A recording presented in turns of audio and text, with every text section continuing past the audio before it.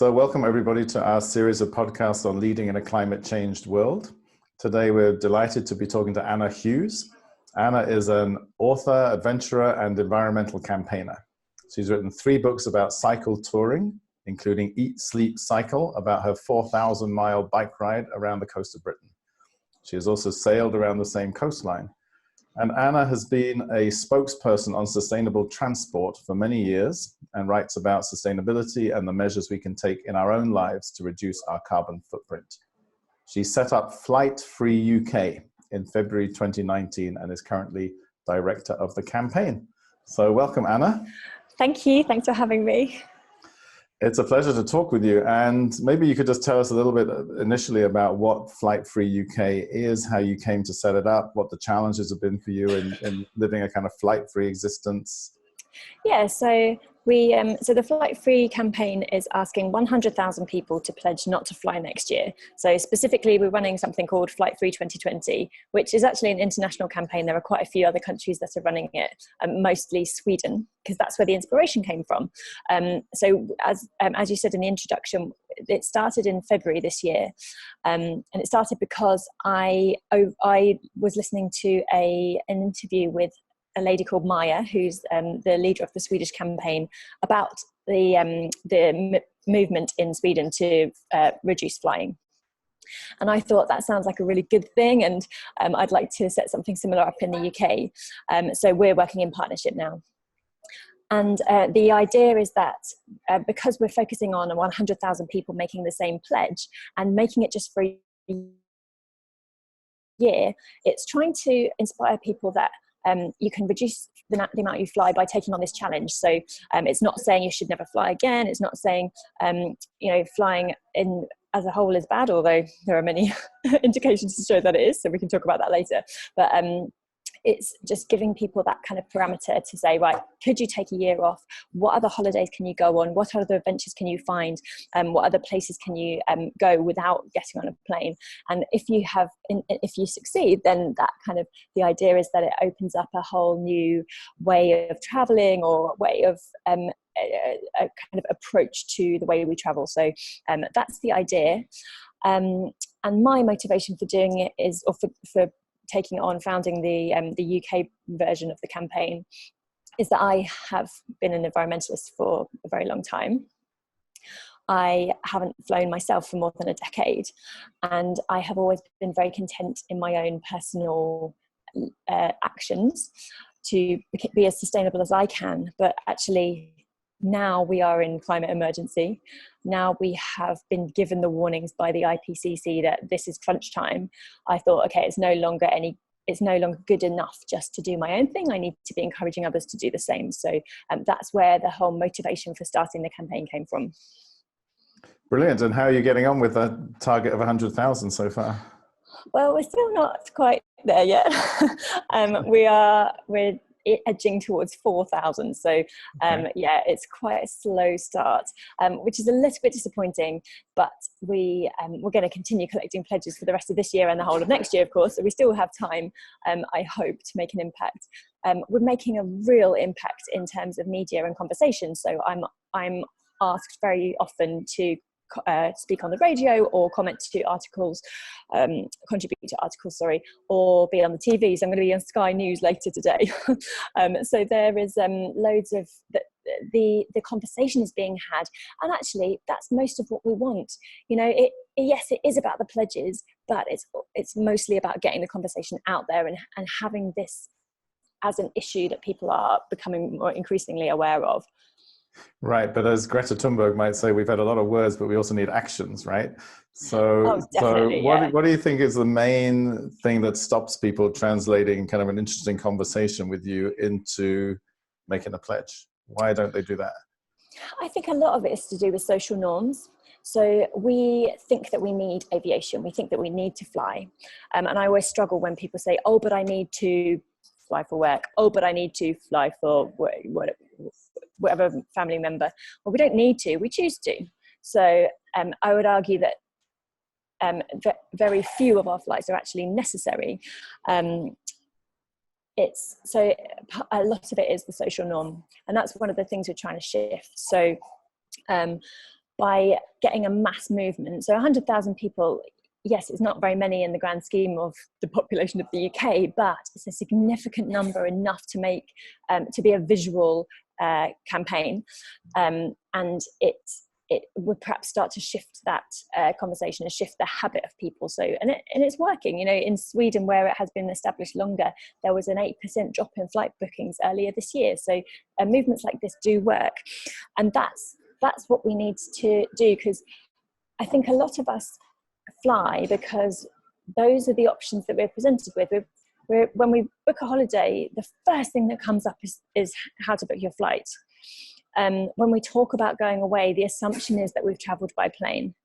And if you don't travel by plane, everyone's very surprised, you know. So it's definitely a social thing, and it used to be true for me. I've done my fair share of flying, and my sister lives in Jersey, and I used to travel there by plane because that's how you get to Jersey, because it's over the sea. Whereas actually, you can just as well get a boat and it's fine. So yeah, it's definitely about shifting the social norm. Yeah, I totally agree with that. And of course, there have been whole lifestyles grown up and careers that are built around being able to travel a lot. Yeah. So I wonder what you say to people like me, actually. I mean, I definitely carry a kind of guilt and shame around the amount that I fly. I fly for my work. I kind of convince myself that it's a good thing to do. Well, not a good thing to do, a necessary thing to do, because you know, I've got a training program about waking up leaders, and I need to deliver it in Florida, and there's going to be 60 people for 4 days, and I kind of need to go there, and it's going to, in the long term, be a good thing to do, and I offset my emissions, but I still feel I carry an internal conflict around it. Yeah. But there's a whole lifestyle and kind of career in a way that's built around being available to people in different parts of the globe. Yeah, So definitely. how should I work with that, really? Well, that's a very tricky part of it, because as you say, we live in a globalized society now. We can't put the genie back in the bottle in terms of aviation. We can't just pretend that it's not an integral part of our current society. As you say, lots of jobs are reliant on aviation, and that's not just the individuals who fly for work. It is the tourism industries in certain countries, which are fairly difficult to access by other means. So that's all part of it. I feel like aviation isn't the only industry that offers jobs, and tourism isn't, flying is not the only way to get to places. So I think if we kind of turn the whole thing on its head and start to just look at it in a different way, we can find ways to be sustainable while appreciating the value of living in a globalized society, and you know, having access to a large part of the world.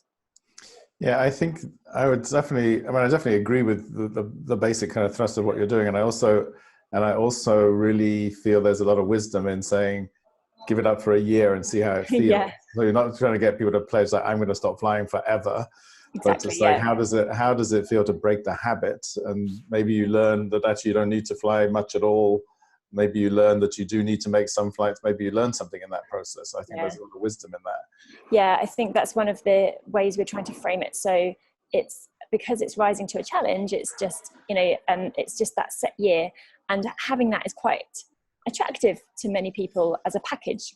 It's like for January, you try veganism by being vegan for a month, and that perhaps influences the rest of your year. Maybe you're not fully vegan the whole time, but you understand that it's actually possible, and that's part of it. Understanding that it is possible to be successful when you don't fly, and if you have this kind of absolute pledge, so right, I've pledged not to fly in 2020.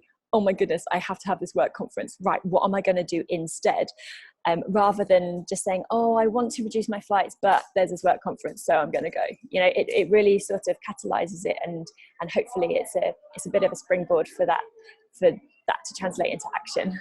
Yeah, I think it's a really interesting strategy. And why did you particularly choose flying? Is it because you think that the emissions from aviation is the thing to focus on, or it's just a particular thing that you're passionate about? Or yeah, it really is. And we try to underestimate the impact of aviation, but it's kind of inarguable, really. I was woken up to this, I suppose, 10 years ago when The Age of Stupid came out, and I watched it, and that was one of the things was one of the catalysts to me saying, right, I'm not doing that anymore. I don't want to be part of the problem. The problem with aviation is that because it's only responsible for between 2 and 5% of global greenhouse emissions, we can just put it in the corner and pretend it's not a problem, because comparative to animal agriculture, let's say, which is 15% of global emissions, it seems like a small percentage. So, is it that much of a problem? But we have to remember that the reasons why the figures are that as they are is because for agriculture, everybody eats. Everybody needs to eat. For aviation, less than 10% of the global population has ever been on a plane. And for us here in the West, who do fly a lot, and we Brits fly the most out of any other nation, those flights will add the biggest chunk to your carbon footprint. So there is no other way that your carbon footprint will increase over so short a space of time and by so much as taking a flight. So even if you take those other measures to be environmentally friendly, for example, by being vegan, which is an excellent thing to be doing, and we all need to be doing it. I'm vegan, I'm very happily vegan, and I've been vegan for a long time. But that will save perhaps 1 ton of carbon from my carbon footprint as opposed to a meat-heavy diet. Whereas if I were to fly to Tenerife, that would be the equivalent. So, one flight can wipe out all the savings that you've made in other areas. That's really interesting. Also, that you said that Britain has the highest number of kind of flights per capita. Why is that, do you think? Why do we fly more in Britain than anywhere else? I don't know, actually. It was a recent study that came out with that information that said we Brits fly more than anyone else. Maybe it's because we feel that we hate the weather here so much and we have to get to our sunny destination on a regular basis. Maybe it's because we live on an island, so we assume the only way to get off it is to go by air. Those two are perhaps two of the things, but it is also just cultural. We fly because everybody flies, and it's just a normal thing to do. So where do you stand on the whole offsetting question? Because, some people, I mean, in a way it's easier to imagine, if I think of myself, easier to imagine myself not flying for leisure, for holidays, for sure. I also love cycling and cycle around Scotland and other places, and I have wonderful walking holidays on the southwest coastal path in Devon and Cornwall. I'm great. I don't need to really travel far for a holiday. Yep. But I feel like sometimes I need to travel for my work, and then I offset, and I know that the offsetting is certainly not as good as reducing my emissions in the first place. But I wonder where you stand on offsetting, and if you feel like there are some offsets that are really much more helpful than others, or do you advise people about offsetting, for example, or you just think it's a bad thing? Well, on behalf of the campaign, we don't advise on offsetting because it's very problematic, as you've just sort of hinted at. I think and as you said as well, the most reliable way to reduce emissions is to cut them, fly less. I think Jonathan Porritt said it quite nicely, which is once you have done absolutely everything you can to change your lifestyle and make all the changes in the way you live to be as sustainable as you possibly can, then you offset the rest. So it's not about using offsetting as a replacement for changes you can make, or for reduction rather. Offsetting schemes are really problematic. I think there have been studies to show that 85% of them don't do anything. And all they do is assuage. When you say don't do anything, what do you mean by that? They're not effective in the way that is advertised. So it's.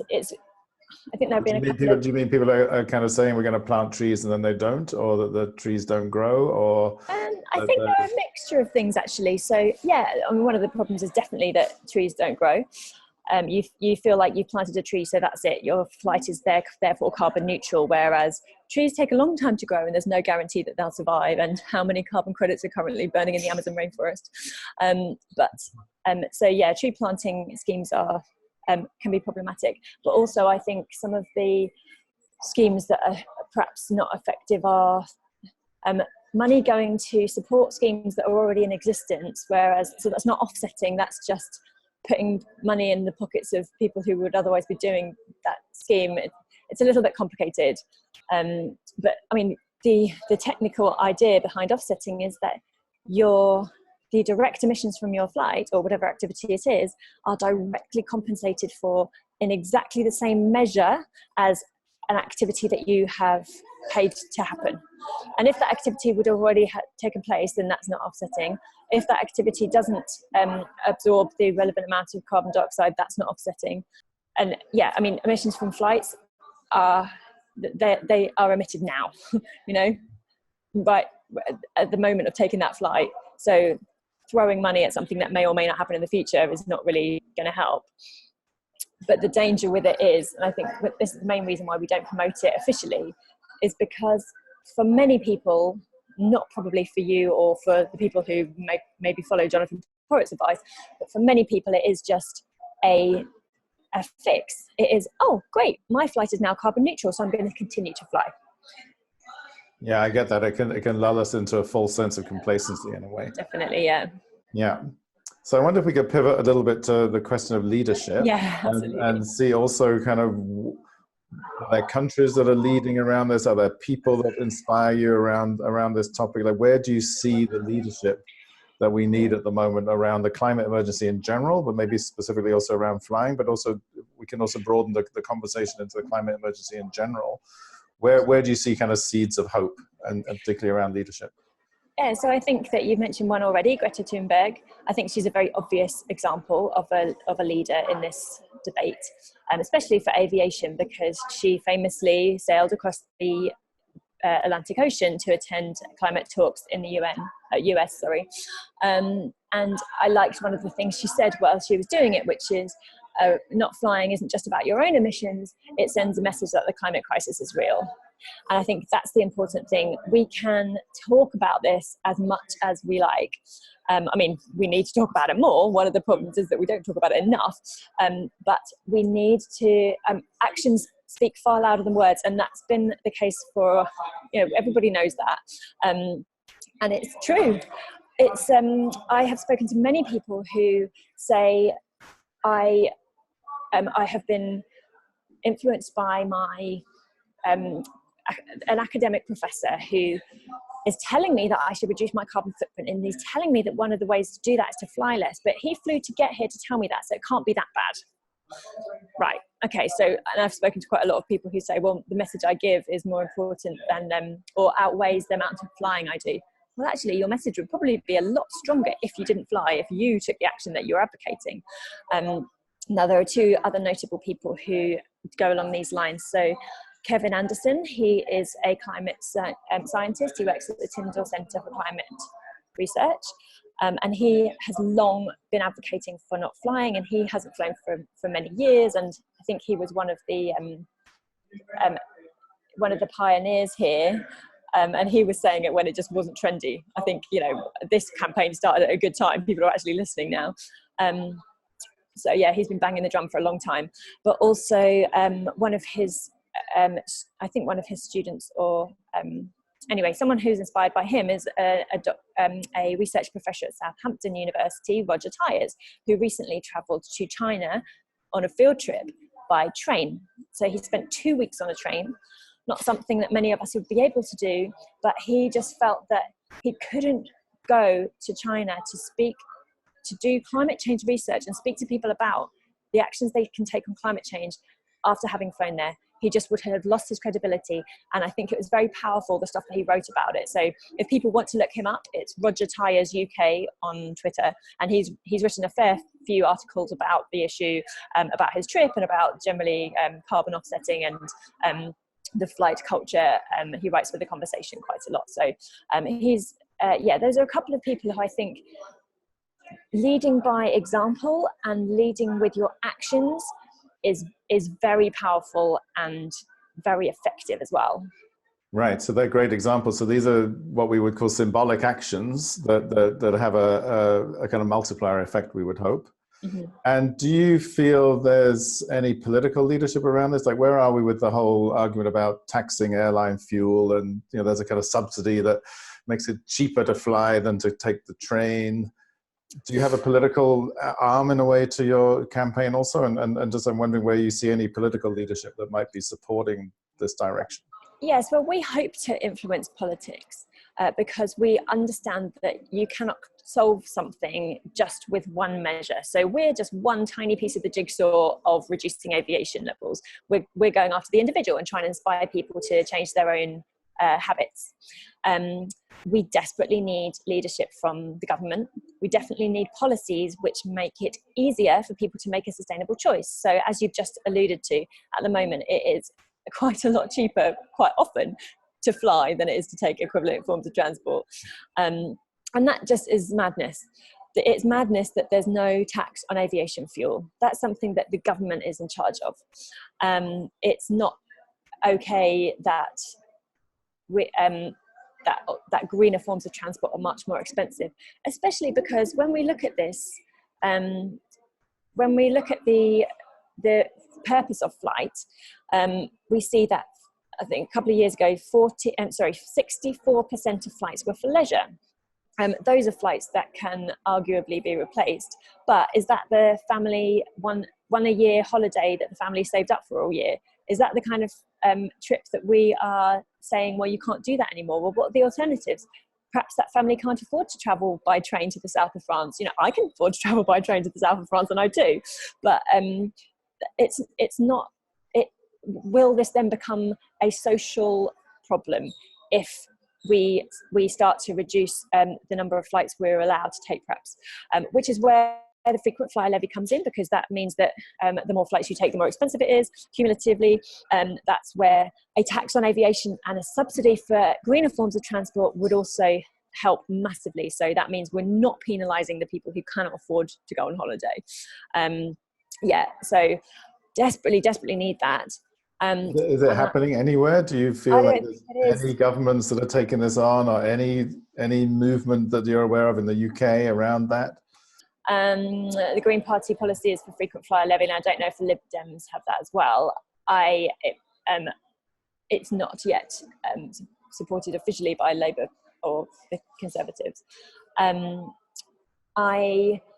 There are governments in other countries which are showing more leadership on this. So Sweden, of course, is one that we can point to. So tell us a bit about what's happening in Sweden.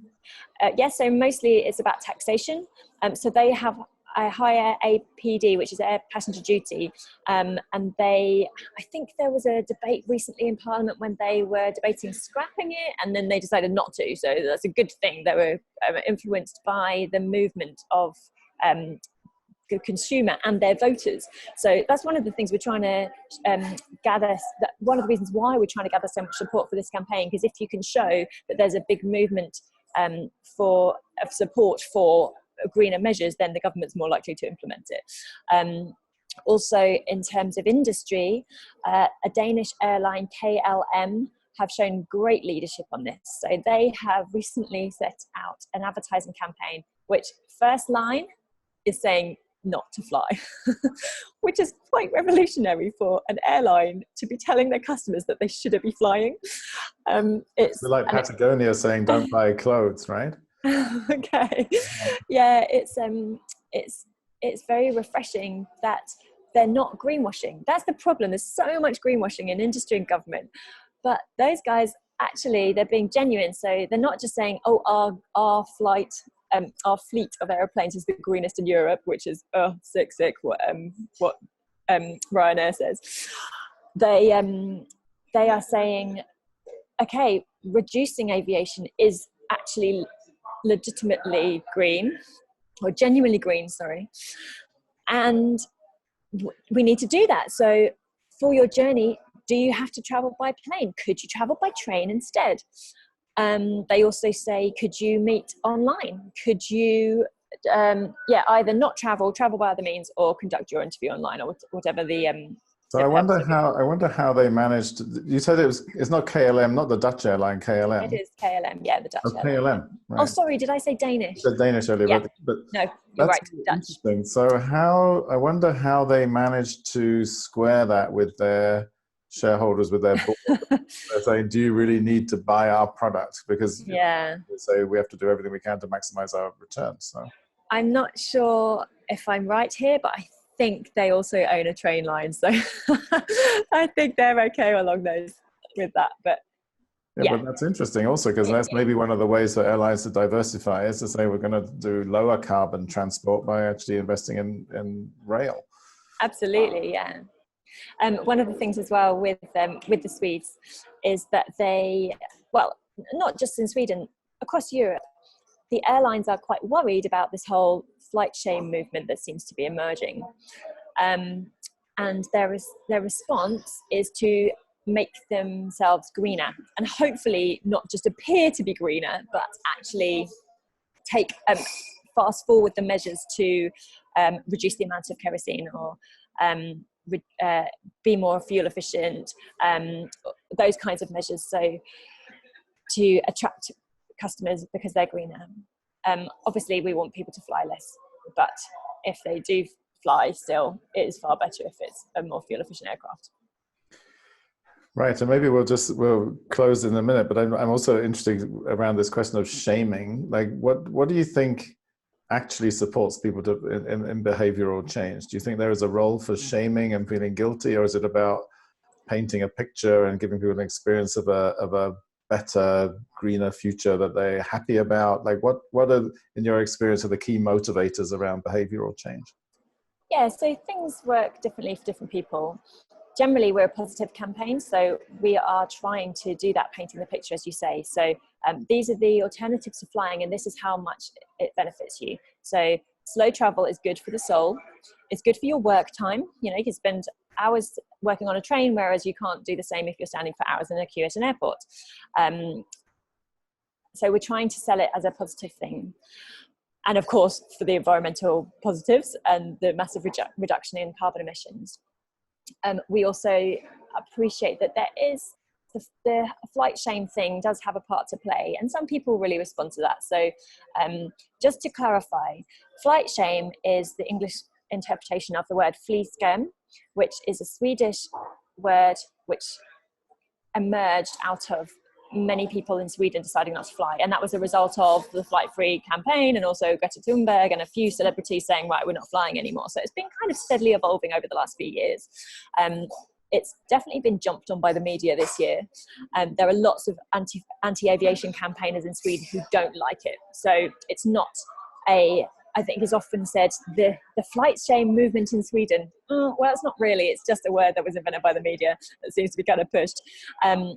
But it is definitely an internal feeling of responsibility, climate responsibility, and perhaps that guilt that you were speaking about at the very beginning, that nudges you to taking fewer flights. That can be positive because it can reduce the amount you fly.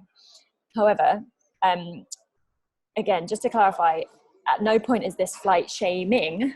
It's about positive, but it depends who. Mm-hmm. Depends who's on the other end of it. Right, I understand how it works. Yeah. Well, thank you so much. I don't know if there's any last words you want to bring in, or maybe I can also ask you if people are inspired to join and make the pledge. How do they do that? Yeah, so our pledge site is www.flightfree.co.uk/pledge. And we're on Twitter at FlightFree2020, and we're on Facebook, FlightFreeUK. So yeah, go and find out more. It would be wonderful to have a boost in our pledges. We're, as we said, trying to reach 100,000 by the end of the campaign. And it's part of a whole social movement, and we're aiming to be really inspiring. So we hope that that's and maybe just no, it's great. I'm very inspired by it, and I really like the idea of experimenting for a year. It feels much more achievable for me than making a kind of lifelong pledge that I will never fly again. Definitely, yeah. I'll definitely be talking with my. Well, we'd love to have you, Robin. And the campaign just runs for a year. So yes, so Flight Free 2020, obviously that's running next year. So we've kind of started to gather pledges with the intention of getting as many as possible before the year starts, but we'll still continue to get pledges next year and still continue the conversation. And then after that, we won't be running Flight Free 2021 or anything, but we'll probably be doing a more general year off campaign. So it will be, your flight-free year, and you can choose what year it is, and you can choose when it starts as well. So if it's like, okay, well, my best friend got married and whatever, I'm going to start the year as soon as I get back from the wedding. I'm not going to fly for a whole year, and yeah, so that could be how. That's probably going to be how we market it. So we'll still be here, we'll still be campaigning, and hopefully still commentating and getting that conversation going. Great. Well, thank you so much for your time, Anna. And I know you've been talking to us from a cafe in Waltham Abbey. Yeah. So I guess you're off on your travels from somewhere. How are you traveling from here? Where are you heading? Well, actually, the reason I'm here is because I live on a narrowboat. So I live on the River Lee, which actually behind me there's the map of the Lee Valley. Oh, I know it well. Yeah, so that's where I am. That's where my boat's moored. So yeah, that's me. I'll be boating off. Well, thanks very much again. It was very inspiring talking to you. Thanks for your time. Thanks, Robin.